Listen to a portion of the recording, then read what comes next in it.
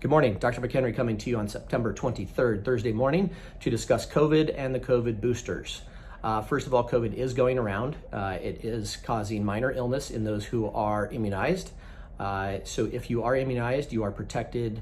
You should be protected against getting very sick or hospitalized.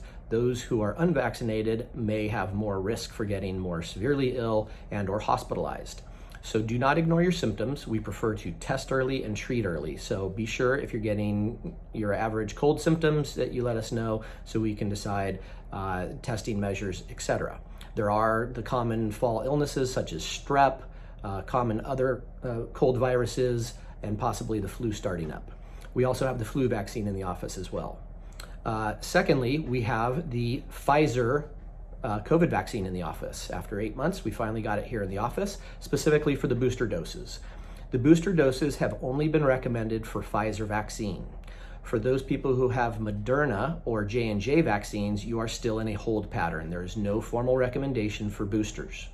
Now, this recommendation for boosters was by the FDA, okay? From here, it goes to the Advisory Committee on Immunization Practices, and they make a formal recommendation to the CDC, who will then decide to adopt this as a solid recommendation.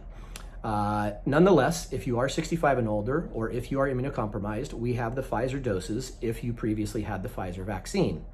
We can do your booster for you. We are doing them only in the office on Tuesdays and Thursdays, so please call and schedule it with the office.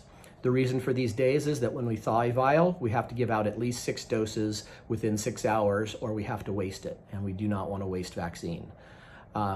Secondly, if you have your vaccine card, bring it with you, please, so that we can put in your booster dose. If you don't have it, we will still enter you into the electronic system documenting your booster dose, but we would like to put it on your card as well, so bring these with you. As far as other vaccines with the booster dose, you may get your flu vaccine at the same time as your booster dose. There is no issue with that as long as they're at the same time or within 2 weeks of each other. I do not recommend getting a booster dose and the shingles vaccine on the same day. That is too much. You may get the shingles vaccine and the flu shot together, but I would not mix the I would not mix the COVID booster and the shingles vaccine at the same time. I hope this answers your questions.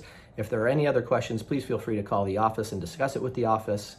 Again, if you are a Moderna or J&J vaccinated patient, you are still in a hold pattern. There is no recommendation on boosters for you. Thank you. Have a great weekend.